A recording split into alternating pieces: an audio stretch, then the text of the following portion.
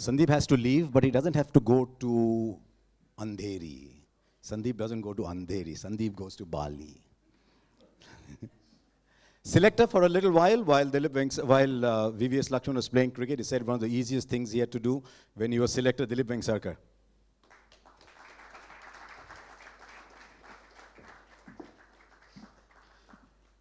Lakshman, it's your launch.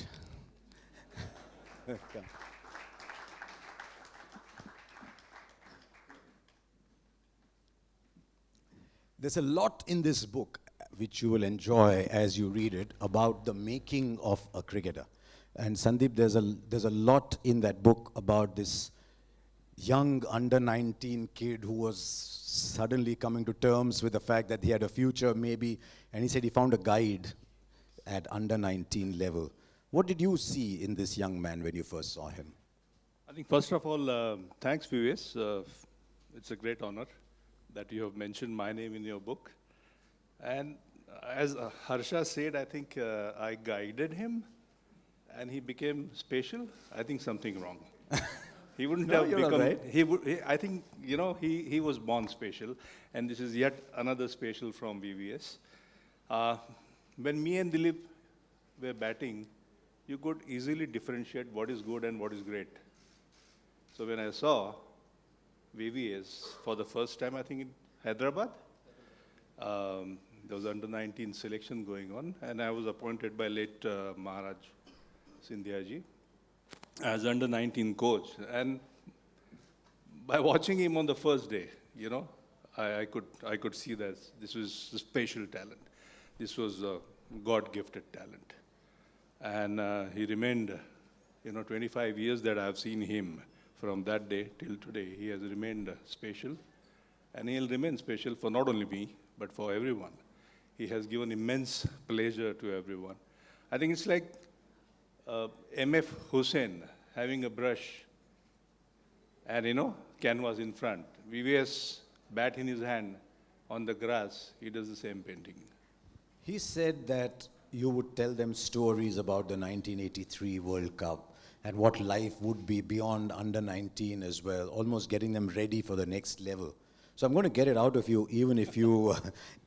I think, I repeat again, I never had great stories. I had only bad stories. I was a bad boy of the Indian team. If you can tell a bad story about VVS, that will be the biggest news today. I remember telling that particular under-19 team what is good and what is bad.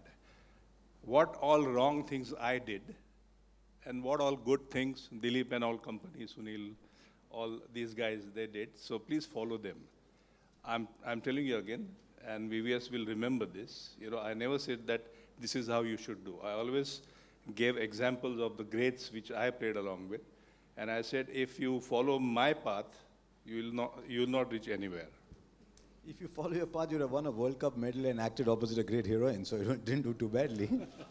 But surely there was more to it. He's not telling us the whole story. He had a big role to play early on, didn't he?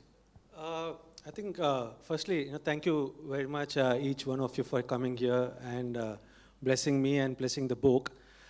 Sandy Bhai has been very modest. He was very, very influential as far as those under-19 days were concerned. Not only to me, that entire batch. Because in 1994, that was the first time I fulfilled my ambition, my dream of playing for India under-19. I didn't do that in 1992. I didn't do that in 1993. I was in the standbys in 1993. And this was my last chance, because that was my last year. And nowadays, if you do well in IPL, you get recognized. Yes, you also win the under-19 World Cup, you get recognized. We saw that with Prithvi Shaw, we saw that with Shubman Gill, and the other under-19 World Cup winners in New Zealand. But at that time, the only chance, before establishing yourself in first-class cricket, the only chance for you to be recognized, to be noticed, was if you play for India under-19. And I still remember that it was in Hyderabad, we had a board presence 11 match. First, we had the selection trials for 4 days. And then from that, those selection trials, the squad, the board presence 11 squad was announced, and we played against the Australia youth team. It was a youth team. We were under-19 and they were youth team. They had some players who were 21 years, 22 years. That happens in under-19, I'm told. It happens in Okay. India where, you know, the 21-year-olds play in under 19, but that was a genuine. Australia had Brett Lee, they Brett had Lee. Jason Gillespie, all the greats who represented Australia later on. Andrew Simons was there, Matthew Nicholson was there, the captain was very talented, Michael Hussey was there, Rob Becker was the captain, and we got hammered. We got hammered at the Gymkhana grounds, you know, and that ground, after playing at the MCG, after playing at the Gabba, I think that ground looked very small for them. And our captain, I still remember, was S. Sriram. He was our trump card, and he was going to be the most important player in the test series. So Sandy Bai and the selectors decided that, Sriram, I don't want you to bowl, I don't want you to expose yourself to the Australians. So Sriram tried each and every bowler, and everyone were getting hammered. You see in Gymkhana grounds, the ball was landing in the football field, the ball was landing on the road. Easily they were clearing. And Sriram came, I think, in the 62nd over, and Matthew Nicholson hit him for 3 sixes in 1 over. And we were all literally disappointed. We were not sure how we are going to face this strong under-19 team. And then we went to Chennai. I was selected and I went to Chennai along with the Indian under team. And Sandy Bai, we were all in awe. We were all in awe of Sandy Bai because that was the first superstar we met at the under-19 level. You know, because yes, Azubai was there from Hyderabad, but Sandy Bai, we saw him on television, you know, playing some marvelous knocks. We remember the under 1983 World Cup team, the way You Sandy didn't Bai. see my film. Unfortunately, I didn't see his film, but I got to know a lot about his film during the 119 days. I got to know a lot about Poonam Dhillon also during those 119 days. And when we reached Chennai, and the match was at Chepauk, I still remember we were staying at the President Hotel, you know, and that's one of the most memorable phase in my career. And we all assembled in Sandy Bai's room, and he could make out because the body language of all of us was very down, and almost we were not sure how we are going to face this strong Australia youth team.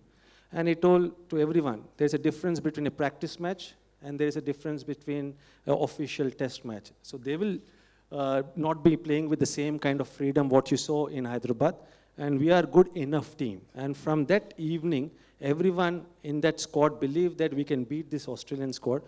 And every day the match would be over. That was a special experience playing against the Australians. But in the evening, we all used to come back. There was no gym session. There was no recovery session at that time. All we used to do is we used to gather in Sandy Bai's room. Sandy Bai, I can't. Yeah, Go on, go ahead. yeah, Sandy Bai was with Bacardi and rum. And then all of us, some of us sitting on the chair, some of us, you know, kneeling on the floor. We were all in awe, just hearing stories after stories, you know, from him, all his experiences, and he's absolutely right, because he had a lot of regards to about Sunny Bai, for Dilip Bai, and he always told during that phase, I was very flamboyant. I never ever played for hundreds. I never ever played to score runs. All I wanted to do was go out and play with a lot of freedom, express myself. But that in the end will not count. I still remember Sandy Bai. That will, in the end will not count. People will not remember that flamboyance. What will count is like the way Dilip Bai went out, score hundreds after hundreds. Like the way Sunny Bai went out and score hundreds after hundreds. And then he used to talk us about how Kapil Dev used to prepare, you know, how they all prepared during the 1983 World Cup. How was it when he got hit in I think Adelaide? it was very simple. I told you, you know, don't follow me. That's it, you know. But we definitely all followed him, because there was one thing which was special about Sandy Bai was he gave a lot of confidence. By default, just by the way he used to communicate with all of us, and for us, Indian great, coming and talking with the under-19, working with the under-19 players, itself was a great confidence So did booster. you also learn to have Bacardi and rum? Unfortunately, no. There's one thing I didn't pick up from Sandy Bai. and I think it doesn't mind about that. And then that was a long tour. We played 3 test matches. We drew the test match in Chennai. That was the quickest spell I played till that time. You know, Brett Lee was just 17 years. And then we followed up with a rank turner, which it was Sandy Bai's strategy that we can't give them a green top like the way Chepauk was. You know, we are going to give them in Trivandrum a rank turner in the Agricultural University ground. And as Rishi Kanitkar. Rishikesh Kanitkar, who didn't turn the ball, he got the wickets. Everyone were trying to play for the off-spinner and they were getting caught in the slip. And Rishikesh Kanitkar, the off-spinner, emerged from that test series. And the last test, we lost, and it was at Wankhede, and then we played the one days. And I still remember when we went to Sandibai's home, when we were playing the test match at Wankhede, he was showing us all the slides about his visit to Kenya, how much he enjoys cooking, all those barbecue he had at Nairobi. So it was great fun. It almost became like a family. He was like an elder brother. Deepa Babi was there with us, and that was one of the turning points in my career. It was fantastic to, play under Sandubai. Dilip Vengsarkar didn't have to worry about his under 19. He was just a selector at the national level, and you never had any problems picking VVS Lakshman. Well, when I was selector, yeah, he was a great player anyway. So there was no discussion about him at all. So he was picked. I think he was an integral part of Indian team at that point of time. I think he was an outstanding player. I don't know when I saw him for the first time, but whenever when I saw him, maybe early Hyderabad days, I think he reminded me of Azharuddin, to be honest, because I think his flicks and his lead cuts, the drives, everything reminded me of Azhar. What I appreciate about him, because I think he scored consistently at the highest level. And he played fast bowling at will. And especially, I think the way he hooked the ball or pulled the ball, it was absolutely outstanding indeed. I remember him, I think, scoring 100 against Bombay in the Irani Cup match, I think at Chennai. They had to score 400 runs in the last innings, and I thought that I think we had won the match. Of course, I was watching the match that time. And he scored a brilliant 100, and I think he was the best chaser actually I have seen in 4-day format, I think 5-day format of the game. Later on, of course, I think he had a knee injury. That is what I saw from outside. And I think that has hampered his movements. That's what I felt. And that really, and then I think while fielding, running between the wickets, I think struggled. But nevertheless, I think he was consistent. And again, I think he played in only one format of the game. So that's very difficult. And if you are playing just one format, it's very difficult. And then he was consistent all the time, because for him, there was always a pressure under him. And he performed the pressure. That was the hallmark of a great player, VVS Lakshman. What is it, Dilip, about players from Hyderabad versus players from Bombay? Players from Hyderabad like him, Azharuddin, I think that when they're given a rattle in their hands, they start doing that first. Whereas the Bombay boy is always right behind the line. So do you look at them and say, different? Well, we were not as talented as maybe Hyderabad is. But this is 2 versus 2 on the table. Huh? Yeah. You also play for Hyderabad? No, I said Hyderabadis. I wouldn't have minded. Never know, I don't know. But anyway, but he was fantastic. Azharuddin was amazing player I have seen. But the VVS Lakshman, I think one of the great players I have seen. And, and when he was playing, I think he's one of the world's best batsmen that I've seen. Sandeep, did you think, sometimes you see under 19 players and you think, he'll be a good player. Could you see at that point and say that this kid will go as far as he did? I think I'm very lucky that I had the opportunity. I must thank BCCI for giving me the opportunity to work with these great players, starting with under 19 and then finishing as a selector. But what I learned from my seniors, then the selectors, how they used to pick. If you are a selector, if you are in a position to see the talent or identify the talent, then you're different. And I personally feel that I had that eye. I'm not trying to boost myself, but whoever I saw and felt that he should be playing for India, from VVS to Kuldeep Yadav, all played for India. And when I saw VVS, I clearly remember telling him that, VVS, you'll let me down if you don't play for the country. And it is not that I was saying, but everybody was saying. I just happened to be there. I just happened to be around him. And I thank my stars that I had this opportunity to see him grow, see him take big steps. You know, his journey has been wonderful. You know, I remember in '94, I met a very famous elderly journalist called Dickie Ratnagar.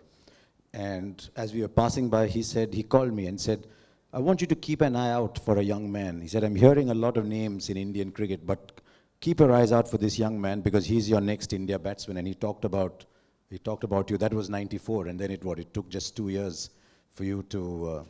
Were you always a good boy even then, or? Bhagwan ki guy, good boy nahi.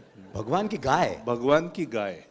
You know, what is The what cow is of the good gods. and what is bad. You know, it worked so well. Good, bad. The ugly was not there, but you know, he has been special.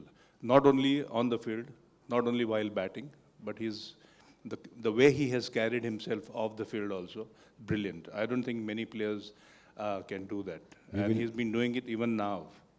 We will hear many more stories about VVS Lakshman, but some of us have to go to the next room, some have to go to Bali, so we'll let Sandeep Patil and Dilip thanks, Vengsarkar. Thank thank you you. very much for joining us. Thanks. Thank you.